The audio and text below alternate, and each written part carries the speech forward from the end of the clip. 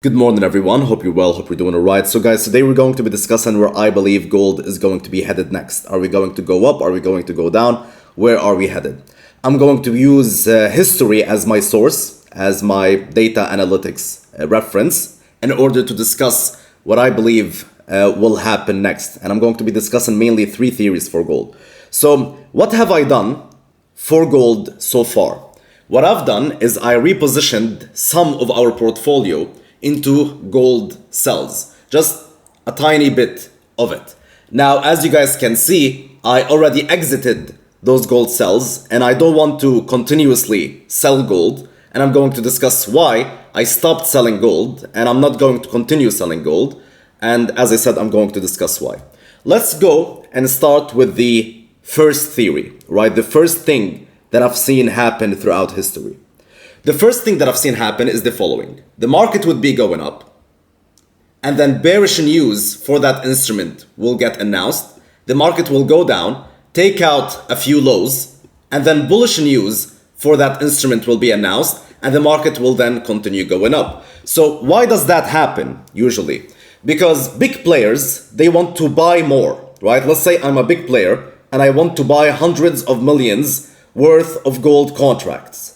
Now, in order to do that, I need sellers, right? I need people to sell me hundreds of millions worth of gold contracts. Now, the best way to create sellers is to create bearish news for that instruments, so sellers get created. The way that I see it for gold is that we just created bearish news, right? We said, okay, we just achieved the first phase of the peace deal with Gaza, and that is bearish news for gold, and gold immediately reacted through to the downside as expected and it started going down. However, I believe that there is a main point that is being ignored here by the market, which is Hamas disarming. Okay, so let me explain it this way. Israel's essential condition for it to create peace in Gaza is for Hamas to disarm. That is its essential condition. And when Hamas did its statement, its basically reply to the peace deal, they talked about everything except for them being disarmed. They didn't even talk about that point. They were like, okay, we will exchange hostages, we accept a Palestinian technocrat authority, we accept Trump's effort to create peace in Gaza. However, they didn't even mention the part where Israel said Hamas needs to disarm. They didn't mention that part. So there's an elephant in the room that everyone right now collectively decided to ignore for now. Why? Because there's a higher goal, which is the exchange of hostages. So everyone focused on that, and they were like, okay, let's ignore the big elephant in the room, which is the disarming situation and our disarming condition. So I believe that as soon as the hostage exchange happens, which will happen by maximum, we believe right now, Monday or Tuesday next week. So today is Friday. We believe it will happen by Monday or Tuesday, where the hostage exchange will happen. They will go back after the hostage exchange happens. They will go back and discuss that elephant in the room.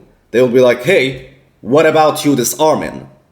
Right? We didn't discuss that because there was a higher goal of releasing the hostages. But right now that this goal is done, what about you disarming? Once they go back to that discussion, which is not a very comfortable discussion to have, then this is going to create anxiety and uncertainty in the markets again, which is bullish news for gold. So I believe for now, the first phase of the deal is like, okay, this is bearish news for gold because there is peace in Gaza, and then they'll be like, hey, what about you disarming? And this is going to create instability again and uncertainty again because they want them to disarm. So they're like, okay, as I said, this is not a comfortable discussion to have, and this will create instability in the markets again, which is bullish news for gold, and then the market would go up. So this whole thing through to the downside, in theory number one, would be a shtick simply for sellers to enter the markets so buyers can buy from those sellers and accumulate positions before the bullish news gets announced again, and then the market goes up. And I believe the bullish news will get announced as soon as the Hamas disarming situation gets discussed again. As I said, that's a very uncomfortable discussion to have, and it creates uncertainty on whether this war will actually stop or not. So this is theory number one. Now, theory number two. Theory number two states that if a market is going up, and this is what I've seen throughout history, bearish news gets announced, we don't immediately tumble down. This is very low probability, guys. Go back on your charts and just mark the time in which big bearish news or big bullish news were announced. We don't immediately tumble down or go up. That doesn't happen immediately. Usually, it takes a few days. There's a delay in time before the market actually starts tumbling down or pushing up. For example, we consolidate for 2 days and then we break a high and then the actual movement starts going down. So usually there's a delay between the bearish news and the actual tumble of the markets. Why? So I'm going to explain it logically. First of all, I want to give you an example. We've seen it on USD CAD very recently. Right there, actually. Do you see this movement down? What happened right here is that on Friday, right there, Friday of 5 September, NFP was announced. And NFP right here for the US was really bearish news. And everyone started selling the US dollar. Look at this. Non-farm payroll.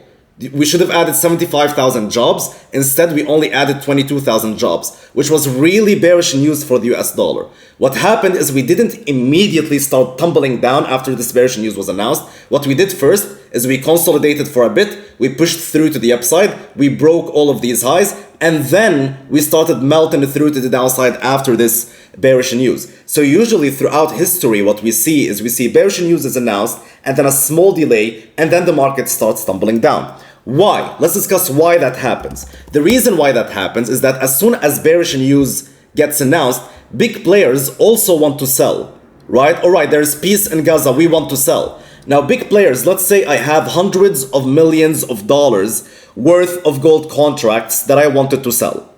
Now, who is going to buy those contracts off of me? Right? Everyone is selling right now. My grandmother, my cousin, my uncle, everyone wants to sell gold. Everyone believes that gold needs to go through to the downside. So if I'm a big player and I wanted to unload hundreds of millions worth of gold contracts, who will buy these contracts off of me?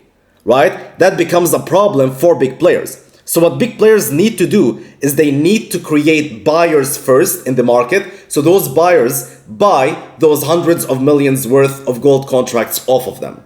This is usually theory number two. This is what happens. So before going down for gold, we need, if the market was actually bearish, we need to create gold buyers first before the market can start tumbling down. This is theory number two. So we need, for example, to create some sort of, let's say there's these highs right here. We need to go up, take out these highs, create buyers in the market right here. And buyers are created in multiple ways. The first way is by creating a technical setup that usually buyers like to buy. For example, consolidation, then a breakthrough to the upside, buyers emerge into the market.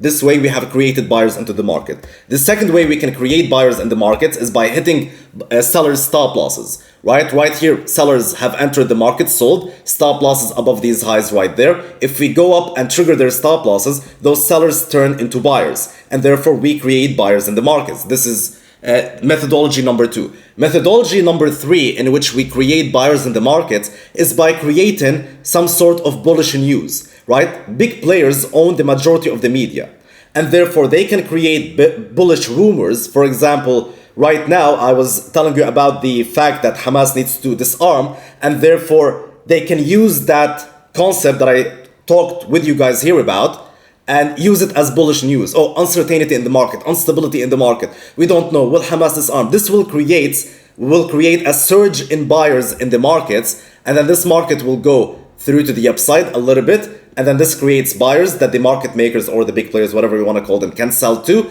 and then the market can start tumbling down. This is the third methodology in which they can create buyers before they sell down. As I was saying, theory number one is that this whole thing is a shtick. And then right now, simply big players are repositioning themselves, buying through to the upside as sellers join this market. And then bullish news, for example, Hamas disarming will get announced and the market goes up. Theory number two is that even if they are bearish and they wanted for this market to go down, there's a high probability that bullishness is going to emerge into the markets first. For example, a bullish technical setup right here, and then the market starts going down, or bullish news and then this bullish news ends. For example, oh, we're afraid Hamas is going to disarm. Oh my God, instability in the market. And then this market goes up, takes out the highs, and then they're like, oh no, actually they want to disarm. They have no problem disarming. And then the market starts going down after creating buyers in the markets right here. So this is theory number 2, and this is what I've seen happen over and over again throughout history when bearish or bullish news get announced. Now, theory number 3 is that simply we have bearish news right now for gold, and gold just tumbles through to the downside. Now, the probability of theory number 3 is actually very low. You can research history, research the charts, see when bullish or big bearish news were announced and how the markets reacted. This is very low probability for the market to simply be going up, bearish news gets announced, and it just stumbles down, let's say 20% through to the downside, or 10% or 15% through to the downside. That's why I exited my gold positions right now, and I'm going to be observing how this market gets manipulated basically before we can start having a real movement that I can join. Those are my theories for gold right now. Let's see how that goes.